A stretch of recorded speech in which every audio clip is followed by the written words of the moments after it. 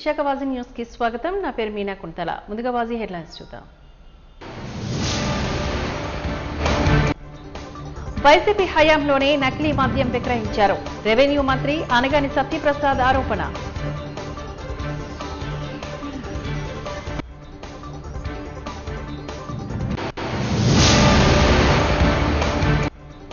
కూటమి ప్రభుత్వం వచ్చాక ఒక్క ఉద్యోగమైనా ఇప్పించారా? మాజీ మంత్రి గుడివాడ అమర్నాథ్ సూటి ప్రశ్న.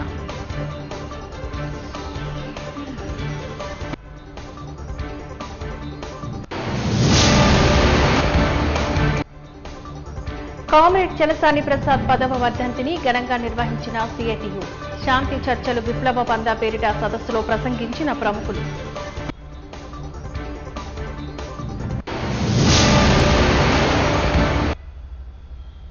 ఇక డీటెయిల్స్ చూద్దాం. విశాఖకి వచ్చిన లూలు సంస్థను తరిమేశారు అంటూ రాష్ట్ర రెవెన్యూ శాఖ మంత్రి అనగాని సత్యప్రసాద్ అన్నారు. జిల్లా తెలుగుదేశం పార్టీ కార్యాలయంలో జరిగిన విలేకరుల సమావేశంలో ఆయన మాట్లాడారు. 10 లక్షల కోట్లు పెట్టుబడులు, 10 లక్షల ఉపాధి అవకాశాలు వస్తున్నాయి. హైదరాబాద్ని ఎలా అభివృద్ధి చెందిందో అలాగే చూస్తున్నామని అన్నారు. వైసీపీ హయాంలోనే నకిలీ మద్యం విక్రయించారని అన్నారు.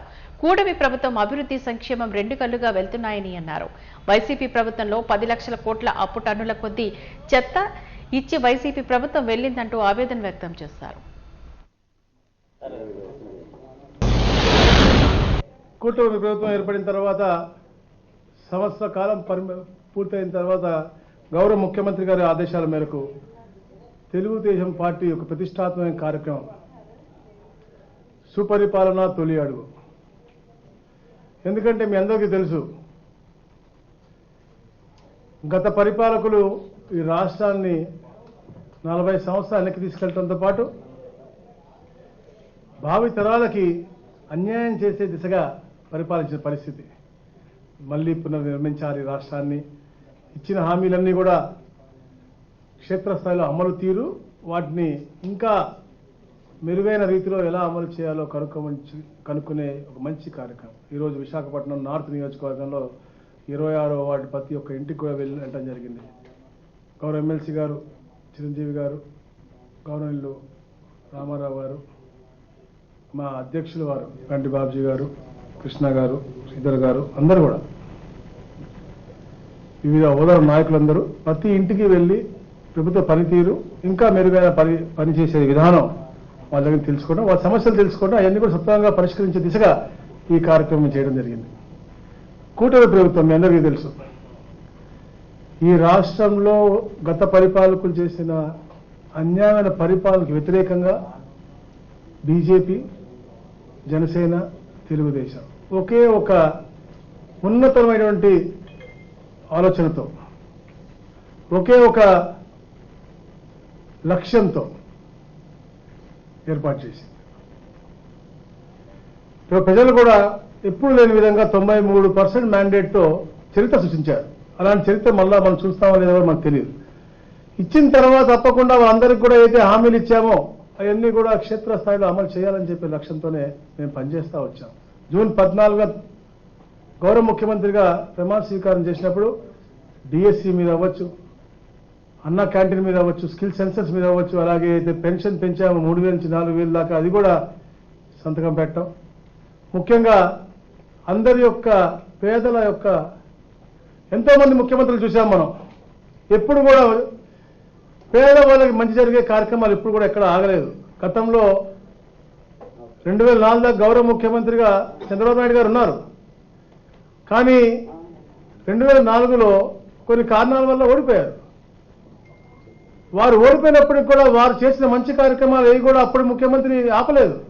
రింగ్లో వారు ఆపుండుంటే ఈ యొక్క సైకో 19 నుంచి 24 ఉన్నటువంటి సైకో ముఖ్యమంత్రి ఎవరైతే ఉన్నారో అతనిలాగా వారి తండ్రి ఆపుంటే ఈరోజు హైదరాబాద్ ఇంత బాగా పెరిగేది కాదు. రింగ్ రోడ్ అవ్వచ్చు, ఐటీ సంస్థలు అవ్వచ్చు, అలాగే ఎలాగైతే బెదిరించారో వాళ్ళు బెదిరించుంటే పరిపాలన సాగేది కాదు. రాజశేఖర రెడ్డి గారికి ఆ మంచి పేరు వచ్చేది కూడా కాదు. అంటే మనం అన్ని కూడా మెచ్చుకోవాలి, అందరినీ కూడా. కొన్ని 14లో విభజన జరిగిన తర్వాత మనం ఎవరైనా కోరుకోలేదు, అయినప్పటికీ కూడా విభజన జరిగింది. ఆ రోజున ఒక ప్రాంతీయ ప్రీతితో ఈ రాష్ట్రాన్ని పునర్నిర్మించాలని చెప్పేసి అమరావతి రాజధానిగా నిర్ణయించి కూటమి ప్రభుత్వం ముందుకు పోయింది. విశాఖపట్నాన్ని సపరేట్గా, తిరుపతి సెక్టార్ని సపరేట్గా, అమరావతి సెక్టార్ని సపరేట్గా డెవలప్ చేయాలని చెప్పేసి ఎన్నో పునాదులు వేశారు. కానీ అబద్ధాల పునాదుల మీద పుట్టి ఈ యొక్క పార్టీ అందరికి అబద్ధాలు చెప్పి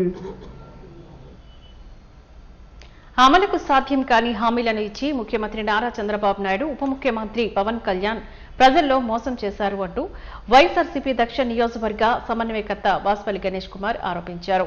బాబు షూరిటీ మోసం గ్యారంటీ కార్యక్రమంలో భాగంగా 41వ వార్డులో వార్డు కార్పొరేటర్ కోడిగుడ్ల పూర్ణిమ శ్రీధర్ ఆధ్వర్యంలో ఈ కార్యక్రమాన్ని నిర్వహించారు. ఈ సందర్భంగా వారు మాట్లాడుతూ 40 ఏళ్ల రాజకీయ చరిత్రలో చంద్రబాబు నాయుడు మోసాలతోని అధికారం చేపట్టారంటూ విమర్శించారు. తల్లికి వందనం, పెన్షన్లు సగానికి సగం పైగా అనర్హులుగా నిర్ధారించారంటూ విమర్శించారు. ఇప్పటికైనా ప్రజలకు చేసిన మోసాలపై కూటమి ప్రభుత్వం స్పష్టతనివ్వాలి అంటూ డిమాండ్ చేశారు. ఆడబిడ్డ నిధిని తక్షణమే విడుదల చేయాలని డిమాండ్ చేశారు.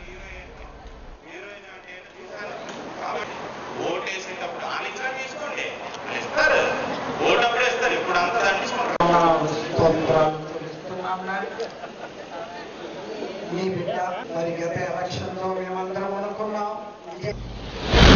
41 వార్డులో బాబు షూరిటీ మోసం గ్యారంటీ అనే ప్రోగ్రామ్ చాలా విజయవంతంగా జరిగింది.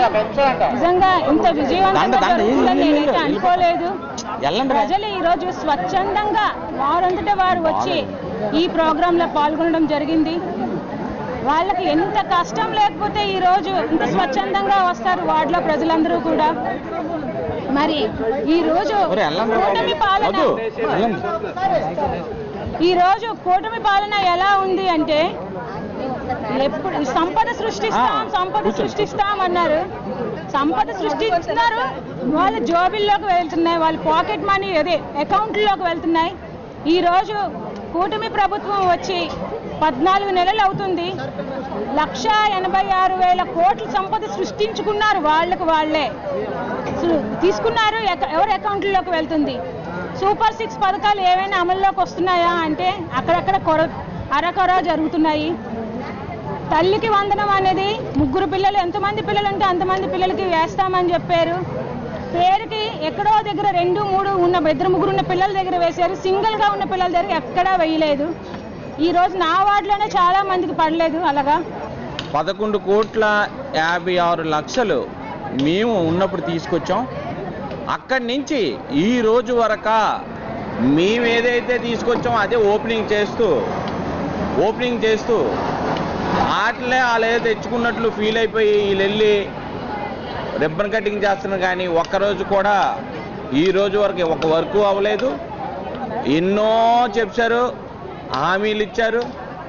కానీ ఎమ్మెల్యే గారు ఈ రోజు వరకే మా ఎమ్మెల్యే అంటే వాసుపల్లి గణేష్ కుమార్ అనే తెలుస్తుంది. కానీ ఇక్కడ ఎమ్మెల్యే ఎవరున్నారో మాకు తెలియట్లే, నాకే తెలియట్లేదు. ఒక మేడం గారు కార్పొరేటర్ ఆవిడకే తెలియట్లేదు ఎమ్మెల్యే గారు ఎవరని. ఆ పరిస్థితిలో ఉంది. కాబట్టి నేను ఒకటే విషయం చెప్తాను, మీరు మా మీద పగలు పెట్టుకోవద్దు.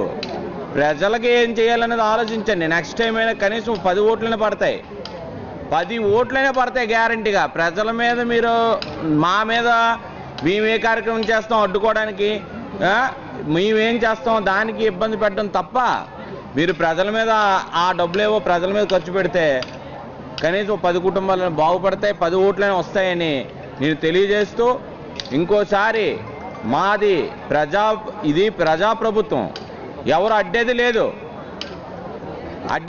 ఎవరైనా వాక్ స్వాతంత్రం ఉంది. ఇది వాక్ స్వాతంత్రం, ఎవరైనా మాట్లాడుకోగలం, ఎవరైనా అడగగలం, క్వశ్చన్ చెయ్యాలి. మీరు ఇంటికి వచ్చే ముందు ఎవరు ఏం చేశారు అని అడగండి. మీ ఇంటికి వచ్చే ముందు ఈరోజు డ్రైనేజ్ బాగోకపోతే శ్రీధర్ గారే గుర్తొస్తున్నారు. ఈసారి ఆయన పిలండి, ఎవరైతే ఇక్కడ ఉన్నారో ఆ పెద్దలందరినీ పిలండి, చేయించండి. ప్రభుత్వాన్ని దగ్గరుండి 2 కళ్ళు మాదిరిగా చూసుకోవాలి. ప్రజలందరినీ నీ పిల్లల మాదిరిగా కష్టం లేకుండా రైతులకైనా, ఇటు మత్స్యకారులకైనా, ఇటు ఆటో కార్మికులకైనా, అటు ఎస్సీ మాదిగా మాల కానీ, అలాగే మత్స్యకారులు కానీ, ఇలాగ అన్ని కమ్యూనిటీస్ని కూడా కష్టం లేకుండా చూసుకోమని చెప్పేసి ఎవరైనా సరే గవర్నమెంట్ ఇస్తారు. అది రాజ్యాంగం. బాబాసాహెబ్ అంబేద్కర్ మనకి ఇచ్చిన రాజ్యాంగం హక్కు కూడా. ఈ 5 సంవత్సరాలు వీరు వేలాలని చెప్పేసి చెప్పినటువంటి మాటలు అన్నమాట ఇవన్నీ కూడా. కానీ ఈరోజు పవన్ కళ్యాణ్ డిప్యూటీ సీఎం అయిన తర్వాత ఈ రాష్ట్రానికి ఏమైనా సాధించాడు అని అంటే 700 రూపాయల ticket, Harihara Veeramallu utter flop మూవీకి 700 రూపాయల టికెట్ పెట్టారు. I ask deputy CM Pawan Kalyan sir, do you know what is the kg mangoes cost for the Chittoor జిల్లా? అక్కడ ఉండే రైతుకి గిట్టుబాటు ధర ఎంత ఇస్తా ఉన్నారో తెలుసా నీకు? క్రషర్స్ 5 రూపాయలు ఇస్తా ఉన్నారు కేజీకి. కళ్ళు కనిపించాయా నీకు? సినిమాలు చేసుకుంటా ఉన్నావు నువ్వు.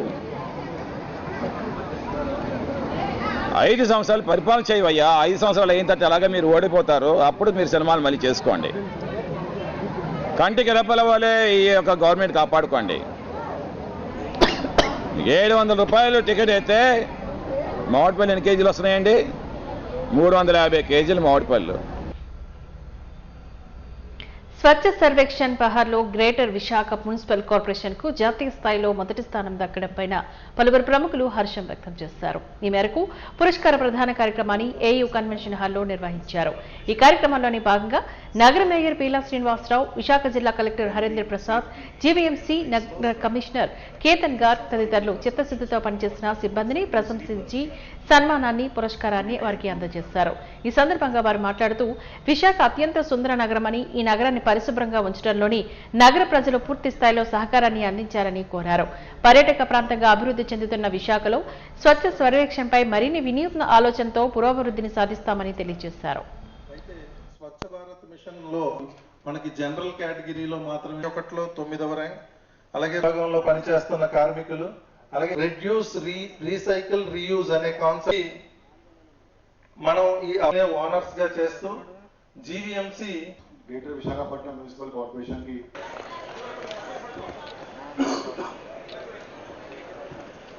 స్లైట్ మ్యూజిక్ పెడితే బాగుంటుందేమో.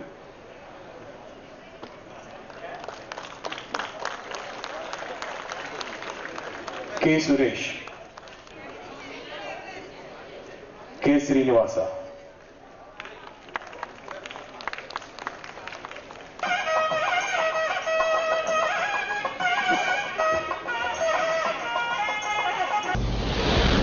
నాకు అదే నేను చూసినప్పుడు దేవర్ డూయింగ్ ద నైట్ శానిటేషన్ అన్నమాట. అంతే కమర్షియల్ ఏరియాలో నైట్ 12-1 గంటకి వాళ్ళు చేస్తున్నారు. All or female workers. So అంతా కూడా సోషల్ మిత్స్, మనకి మిస్కన్సెప్షన్స్ అంతా తీసేసి, అంతా కష్టపడి ఇంటి నుంచి బయటికి వచ్చి మిడ్ నైట్ మన సిటీలో క్లీన్ చేయించడానికి మహిళా వర్కర్స్ కి చాలా చాలా ధన్యవాదం. చాలా బాగా పని మీరు చేస్తున్నారు అని భావిస్తున్నాం మేము. అక్కడ చూసి కుక్కల సమస్య అంటే చాలా ఉంటాయి అక్కడ, అది కూడా మాకు తెలియజేయడం జరిగింది, వెంటనే చేయించాము. సో అంతా కష్టపడినా కూడా మీరు అంతా బాగా సిటీని మెయింటైన్ చేయగలుగుతున్నారు, దానికి ఎవరికి కూడా ఏమీ డౌట్ లేదు.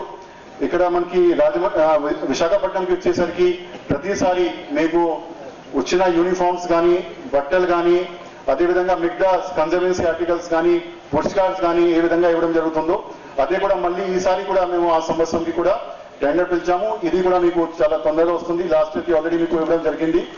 సో చాలా వెంటనే సోప్, గ్లవ్స్ అన్నీ కూడా మీకు అప్పచెప్పడం జరుగుతుంది, ఇవ్వడం జరుగుతుంది. అదే కాకుండా పుష్ కార్డ్స్ కానీ, మిగతా కాంపాక్టర్స్ బిన్ కానీ, ఇంకా ఏమేమి ఐటమ్స్ మనకు కావాల్సి ఉంటాయి ఆల్రెడీ స్టేట్ లెవెల్లో కూడా దానికి టెండర్ పెట్టించడం జరిగింది. అదే కూడా మీకు చాలా తొందరగా మీకు రావడం జరుగుతుంది, మీకు ఇవ్వడం కూడా జరుగుతుంది. సో మా సిటీనే, మా విశాఖపట్నం సిటీనే అంత బాగా చూసుకోవాలి. ఖచ్చితంగా మీరు చూసుకున్నారు కాబట్టి. అదేవిధంగా ఇప్పుడు వర్షా సీజన్కి వచ్చేసరికి ఫాగింగ్ యాక్టివిటీ కానీ, స్ప్రింగ్ యాక్టివిటీ కానీ, డ్రైన్స్ క్లీనింగ్ కానీ మా యూజీడీ వర్కర్స్ ఏ విధంగా అంటే లోపలికి వెళ్ళి డ్రైన్స్ క్లీన్ చేస్తున్నారు, మెయింటైన్ చేస్తున్నారు, దానికి కూడా మీరు మీ ప్రతినిధికి నేను హ్యాట్స్ ఆఫ్ చేస్తున్నాము. సో మా సిటీనే కూడా మీరు ఇంకా బాగా చూస్తారు, ఇంకా పైకి స్థాయిలో నేషన్లో మాత్రమే కాదు మొత్తం వరల్డ్ లో కూడా ఒక పైన స్థాయికి ర్యాంక్ తీసుకొస్తారు. అవార్డు వచ్చింది ఎవరి కోసం వచ్చిందంటే మన విశాఖపట్నంలో పారిశుభ్రమను మెరుగు చేసే వ్యక్తుల ద్వారాగా ఈ అవార్డు వచ్చింది. వాళ్ళకి ముందుగా నమస్కారం తెలియజేస్తున్నాను. ఎందుకంటే ఈ ప్రోగ్రాన్ని మొత్తం దేశంలో వస్తే తిరుపతిలో చంద్రబాబు నాయుడు గారు ఎవరైతే పారిశుభ్రం కార్యక్రమాలు ఉన్నారో వారితో చీపురి పట్టి అందరినీ సమానులు అనే ఏకైక నాయకుడు చెప్పాడు చంద్రబాబు నాయుడు. ఆ రోజు స్వచ్ఛ భారత్లో కూడా మోడీ గారు కానీ చంద్రబాబు నాయుడు గారు ప్రజల్ని పైకి తీసుకురావాలి, భాగస్వాములు చేయాలని చీపురి పట్టి వాటిలో పనిచేసే వ్యక్తుల్లాగా ప్రతి ఒక్కరికి అవగాహన చేసింది అది చంద్రబాబు నాయుడు గారే. ఈవేళ విశాఖపట్నానికి కాదు, ఈ రాష్ట్రంలోనే మనకి ఈ అవార్డు వచ్చిందంటే మన విశాఖపట్నం ప్రజలు కూడా గర్వపడే విషయం. మన విశాఖపట్నం నగరం ఒక మంచి గుర్తు పొందడం చాలా సంతోషకరం. దీనికన్నా మెరుగైన స్థాయిలో మనం ఎదగడానికి చాలా స్కోప్స్ ఉన్నాయి. నాకు ముందు ఉన్న పెద్దలందరూ ఆల్రెడీ మాట్లాడి ఉంటారు. మన నగరం ఫినాన్షియల్ క్యాపిటల్గా, ఒక ఐటీ క్యాపిటల్గా మారాలంటే దానికి ఈ పరిశుభ్రత అనేది చాలా చాలా కీలకం. పెట్టుబడి పెట్టే ప్రతి సంస్థ కూడా వాళ్ళకి చాలా ఆప్షన్స్ ఉంది.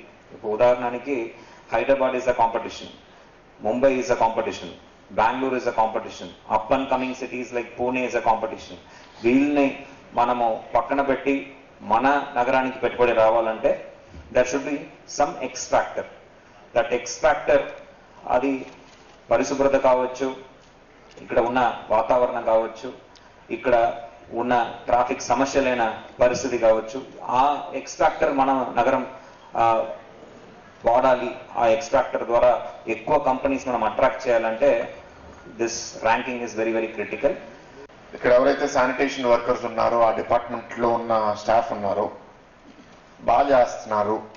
కానీ మిమ్మల్ని కోరేది ఏంటి అంటే మీకు ఏదన్నా ఒక సలహా ఉండి ఇది ఇంకా బెటర్గా చేయొచ్చు. ఎందుకంటే క్లాగ్ అయింది, మీరు వెళ్ళి క్లీన్ చేయడం అనేది మీరు బాగా చేస్తున్నారు. క్లాగ్ అవ్వకుండా ఎట్లా ఆపాలి, దానికి ఏం చేయాలి అనే ఆలోచన వస్తే ఇంకా మనకి ఈజీ అవుతుంది. సో అది మీరు కొంత ఆలోచన పెట్టాలి.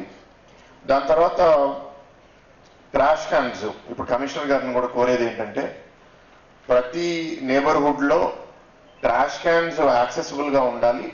అదే అక్కడే మనం సోర్స్ సెగ్రిగేషన్ చేసుకోవచ్చు. నెక్స్ట్ ఆ ట్రాష్ క్యాన్స్ని కూడా మనం ఫ్రీక్వెంట్గా క్లియరెన్స్ చేయాలి, సో దట్ స్మెల్ రాకుండా. ఎందుకంటే కొన్ని దగ్గర క్లియరెన్స్ చేయకపోవడం వల్ల అక్కడ అక్యూములేట్ అయ్యి స్మెల్ వస్తుంది. పర్టికులర్గా ఇన్నర్ ఏరియాస్లో, బయట ఏరియాస్ ఫ్రీక్వెంట్గానే క్లీన్ చేస్తున్నాము, ఇన్నర్ ఏరియాస్ కూడా కొంచెం కరెక్ట్ చేయాలి. నెక్స్ట్ ఈ మన గడ్డలు ఉన్నాయి, దాంట్లో చాలామంది ఏంటంటే ముందు ప్లాస్టిక్ వేసేవారేమో మెల్లమెల్లగా పెద్ద పెద్ద వస్తువులు వేసేస్తున్నారు. దీంతో సమస్య ఏంటంటే ఈ డ్రైన్స్ అన్ని సముద్రం లోపలికి వెళ్తున్నాయి. సో కొంత నేను చూస్తాను sanitation workers, volunteers beach cleanup అని వెళ్ళి బీచ్లో చెత్తని ఏరి క్లీన్ చేస్తున్నారు. సుపరిపాలనలో తొలి అడుగు కార్యక్రమంలో భాగంగా శంకరమఠం రోడ్లో ఉన్న రామలింగేశ్వర స్వామి ఆలయం నుంచి రాష్ట్ర రెవెన్యూ శాఖ మంత్రి అనగాని సత్యప్రసాద్, స్థానిక శాసనసభ్యులు బి విష్ణుకుమార్ రాజు, శాసన మండలి మాజీ సభ్యులు దుబారపు రామారావు తదితరులు పాల్గొని ఇంటింటికి వెళ్లి సంక్షేమ పథకాలు అందుబాటులో ఉన్న లోపాలను, స్థితిగతులను ఆరా తీశారు. ఈ సందర్భంగా మంత్రి అనగాని మాట్లాడుతూ కూటమి ఏడాది పాలనలో ఎన్నికల హామీలను ఒక్కొక్కటిగా నెరవేర్చుకుంటూ వస్తున్నామని తెలియజేశారు. పరిపాలన తీరుతెన్నులపై ప్రజల నుంచి మంచి స్పందన వస్తుందని తెలిపారు. ఈ కార్యక్రమంలోని స్థానిక కార్పొరేటర్ ముక్కా శ్రావణి, ముక్క కిషోర్ తదితరులు పాల్గొన్నారు.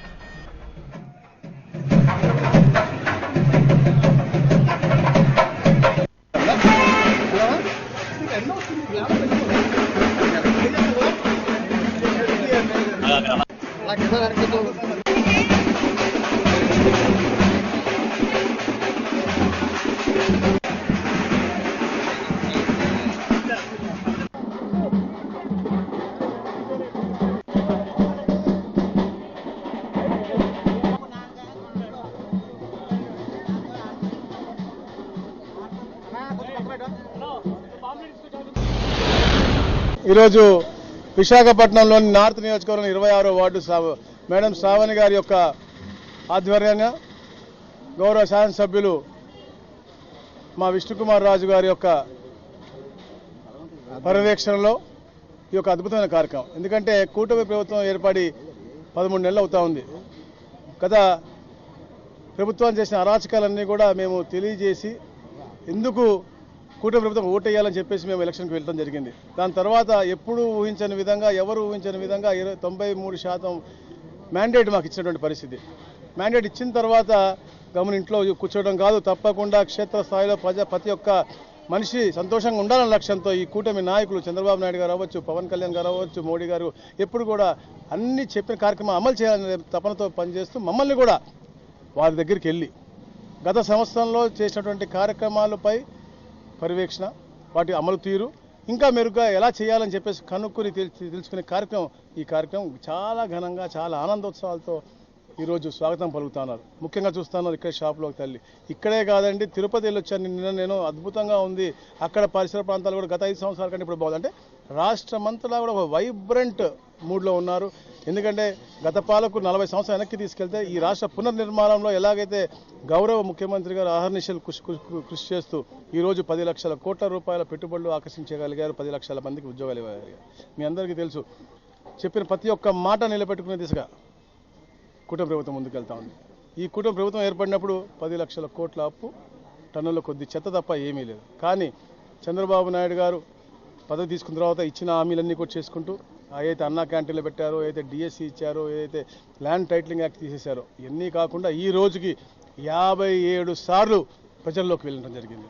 37 సార్లు కేవలం ఇలాంటి ప్రజాహితమైన కార్యక్రమాలు, ప్రజల సేవలో 1వ తారీఖు అవ్వచ్చు, 3వ శనివారం స్వచ్ఛాంధ్ర అవ్వచ్చు. అంటే ఒక టార్గెట్ ఓరియంటెడ్గా అందరినీ కూడా మోటివేట్ చేసుకుంటూ, అందరినీ కూడా భాగస్వాములు చేసుకుంటూ, గత పాలకులు చేసిన అన్యాయాలు తెలియజేసుకుంటూ ఇప్పుడు మనందరి బాధ్యత కూడా, ఎందుకంటే అందరం కూడా భావితరాల కోసం కష్టపడతా ఉంటాం. అలాంటి గొప్ప నీతజ్ఞులు కాబట్టి అవన్నీ కూడా చేసుకుంటూ 20 సార్లు బుడమేర అవ్వచ్చు, తుఫాన్లు అవ్వచ్చు, అట్లా మొత్తం 57 సార్లు 13 నెలల్లో క్షేత్రస్థాయిలో ఆ ప్రజల్లోకి వచ్చారంటే ఆ నాయకుల యొక్క ఆలోచన. అలాగే మా నాయకత్వాన్ని కూడా, కూటమి నాయకత్వాన్ని కూడా పార్టీ పరంగా కార్యక్రమాలు చేసుకుంటూ, కూటమి భాగస్వాములతో పాటు గవర్నెన్స్లో ఉంటూ, వారి సలహాలు తీసుకుంటూ అన్ని కూడా క్షేత్రస్థాయిలో అమలు చేస్తూ ఉన్నారు. దాంట్లో భాగంగా ఈరోజు ఈ వార్డులోకి రావడం జరిగింది. అద్భుతమైన స్పందన.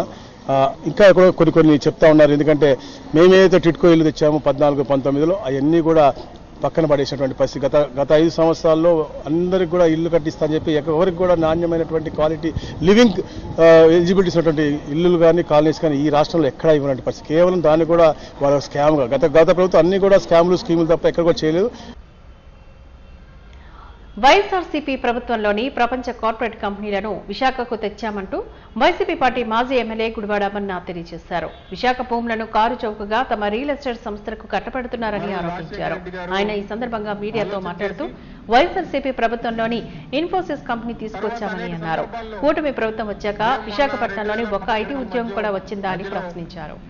జగన్మోహన్ రెడ్డి గారి నేతృత్వంలో బీచ్ ఐటీ డెస్టినేషన్ గా విశాఖపట్నాన్ని అభివృద్ధి చేయాలని చెప్పి తాపత్రయపడి ప్రముఖ సంస్థలైనటువంటి ఇన్ఫోసిస్ లాంటి సంస్థల్ని, అలాగే ర్యాన్స్టాడ్ లాంటి పెద్ద కన్సల్టెంట్ సంస్థల్ని, WNS లాంటి సంస్థల్ని విశాఖపట్నం తీసుకుని వచ్చి కోవిడ్ లాంటి క్లిష్ట పరిస్థితులను కూడా ఎదుర్కొని ఆ రోజు ఉన్నటువంటి ప్రపంచవ్యాప్తంగా ఉన్నటువంటి పరిస్థితుల్ని అధిగమించి అప్పటికే వర్క్ ఫ్రం హోమ్ కల్చర్ అనేటువంటిది పెద్ద ఎత్తున ప్రపంచవ్యాప్తంగా నడుస్తున్నటువంటి పరిస్థితుల్లో కూడా స్థానికంగా ఉన్నటువంటి యువతకి అందుబాటులోకి తీసుకురావాలని చెప్పి దిగ్గజ సంస్థలతో మాట్లాడి వారి తాలూకు ఆపరేషన్స్ కూడా విశాఖపట్నం కేంద్రంగా నడిపించేటువంటి కార్యక్రమాన్ని చేశాం. కానీ గడిచినటువంటి 15 మాసాలు నేను ఈ రాష్ట్రంలో ఐటీ శాఖ మంత్రిగా 21-22 మాసాలు పనిచేశాను. నేను మంత్రిగా బాధ్యతలు తీసుకున్న తర్వాత 12-13 మాసాల్లో ఇన్ఫోసిస్ సంస్థ 1000 మంది ఎంప్లాయీస్ తో విశాఖపట్నం కేంద్రంగా ఆ సంస్థని స్థాపించేటువంటి దానికి కృషి చేశాను. అలా వివిధ ప్రాంతాల్లో ఇంకా మిగిలినటువంటి సంస్థలు కూడా స్థాపించాం. అనేక ఇండస్ట్రీ స్థాపించాం. అనేక సంస్థలతో ఒప్పందాలు చేసుకున్నాం. ఇవన్నీ కూడా ఒక ప్రక్రియ నడిచింది. కానీ 15 మాసాలుగా విశాఖపట్నంలో ఒక్క ఉద్యోగస్తుడికైనా ఒక్క ఐటీ ఉద్యోగం అన్నా కల్పించాడా ఈ రాష్ట్ర ముఖ్యమంత్రి కానీ ఆయన ముఖ్యమంత్రి గారి కొడుకు కానీ ఒకసారి చెప్పాలని చెప్పి కోరుతా ఉన్నా. ఏదో సంవత్సరం క్రితం టీసీఎస్ వస్తుందని ఒక 6 నెలల క్రితం టీసీఎస్ కి 99 పైసలకి ఒక 20 ఎకరాలు కట్టబెట్టారు. ఆ టీసీఎస్ ముసుగులో ఉత్సా అనేటువంటి ఒక ఊరు పోలేటువంటి కంపెనీకి ఫిబ్రవరి 14వ తారీఖున ఇన్కార్పొరేట్ అయినటువంటి ఒక సంస్థకి 60 ఎకరాల భూమిని కారు చౌకగా దాదాపు 3,000 కోట్ల రూపాయలు విలువైనటువంటి విశాఖపట్నంలో భూమిని 60 ఎకరాలు ఒక 2 నెలలు కూడా స్థాపించి 2 నెలలు కూడా అవనటువంటి ఒక కంపెనీకి 60 ఎకరాలు కట్టబెట్టారు. దానికి ఒక ఆఫీస్ లేదు, ఒక ఎంప్లాయీ లేడు, దానికి సంబంధించినటువంటి టర్నోవర్ లేదు, ఏమీ లేనటువంటి కంపెనీకి గత ఏప్రిల్లో ఒక 60 ఎకరాలు ఇచ్చినటువంటి 59. విశాఖ కంచరపాలెం కన్వెన్షన్ సెంటర్ వేదికగా 2 రోజుల పాటు నిర్వహిస్తున్న సిఐటియు విశాఖ జిల్లా 13వ మహాసభలోని నేడు 2వ రోజుకు కొనసాగుతున్నాయి. ఈ మహాసభలోని సిఐటియు గౌరవ అధ్యక్షులుగా వ్యవహరించిన జి సుబ్బారావు, జిల్లా ఉపాధ్యక్షులు జి అప్పలరాజు, సిఐటియు జిల్లా ఉపాధ్యక్షురాలు తులసి తదితరులు పాల్గొని మాట్లాడారు. విశాఖ జిల్లా కార్మిక సంఘ వారసత్వాన్ని ముందుకు తీసుకువెళ్లారని చెప్పారు. పాలకులు సిఐటియును అసలైన కార్మిక సంఘంగా గుర్తించారని తెలిపారు. కార్మికుల్లో ఉన్న అసంతృప్తిని అందిపుచ్చుకొని ఉద్యమాలను మరింత చైతన్యవంతంగా నిర్వహించాలంటూ పిలుపునిచ్చారు. ఉమ్మడి రాష్ట్రంలోని సిఐటియు బలంగా ఉన్న జిల్లా విశాఖపట్నం అని తెలిపారు.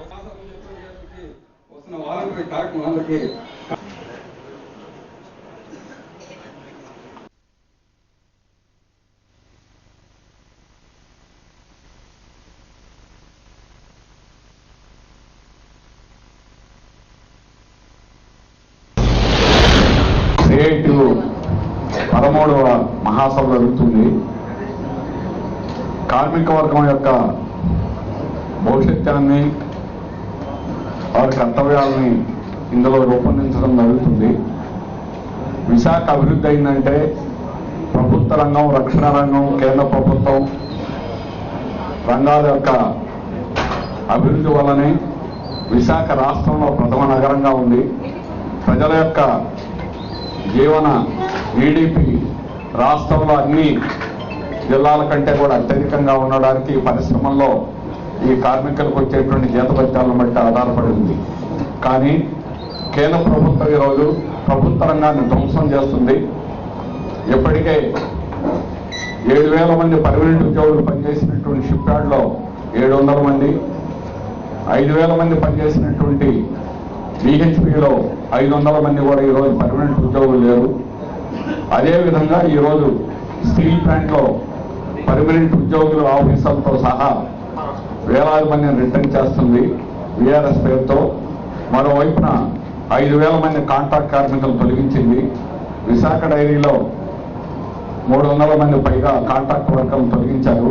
వీరంతా 20 సంవత్సరాల పైన అనుభవం ఉన్నవాడు. వీరికి చట్టాలు ఉన్నాయి, కానీ నోటీస్ ఇవ్వకుండా ₹1 కూడా నష్టపరిహారం ఇవ్వకుండా తొలగించడం జరిగింది.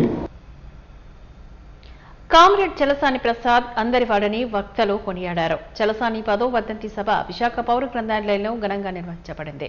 ఈ సందర్భంగా చలసాని ప్రసాద్ చిత్రపటానికి అతిథులంతా నివాళులర్పించారు. అదే సమయంలో శాంతి చర్చలు విప్లవ పంట పేరిట 10వ సదస్సును కూడా నిర్వహించారు. తొలి సెషన్ను విరసం ప్రతినిధి విఎస్ఆర్ ప్రసాద్ అధ్యక్షతన వహించారు. చలసాని డిజిటల్ లైబ్రరీని కృష్ణ బయట కలిసి ఆ సంస్థ అధ్యక్షుడు అరసివెల్లి కృష్ణ ప్రారంభించారు. చలసాని జీవితం తాత్వికత అందం పేరుట ప్రతినిధి మల్లీశ్వరి మాట్లాడారు.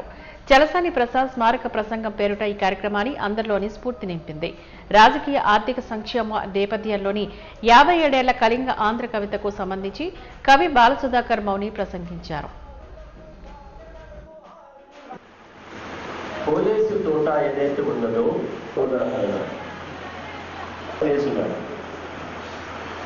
అందులో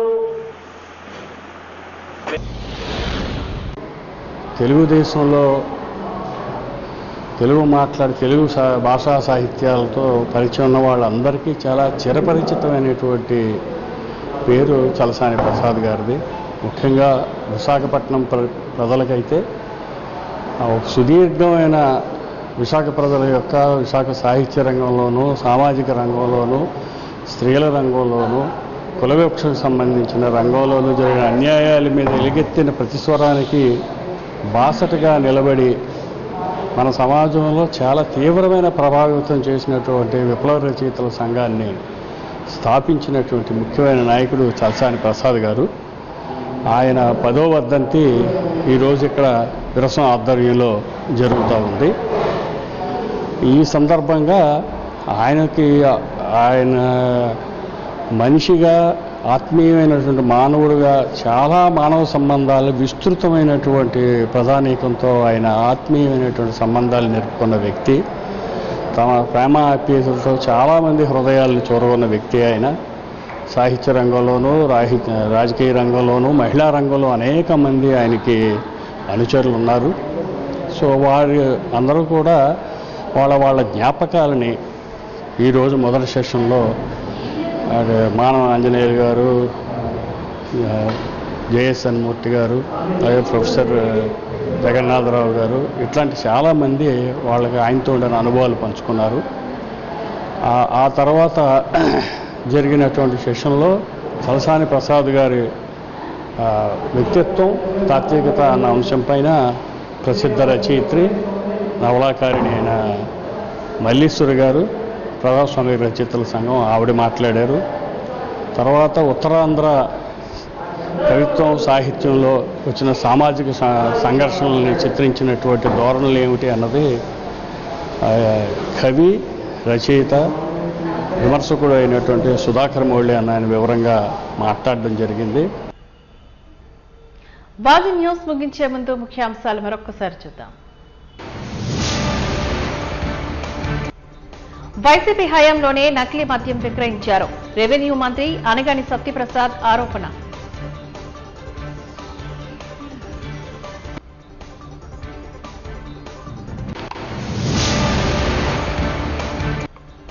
కూటమి ప్రభుత్వం వచ్చాక ఒక్క ఉద్యోగమైనా ఇప్పించారా? మాజీ మంత్రి గుడివాడ అమర్నాథ్ సూటి ప్రశ్న.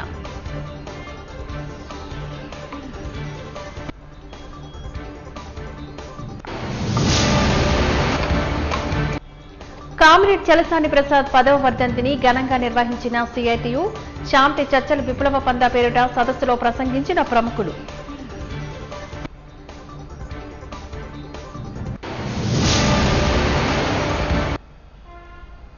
బాజీ న్యూస్ ఇంతటితో సమాప్తం. నమస్కారం.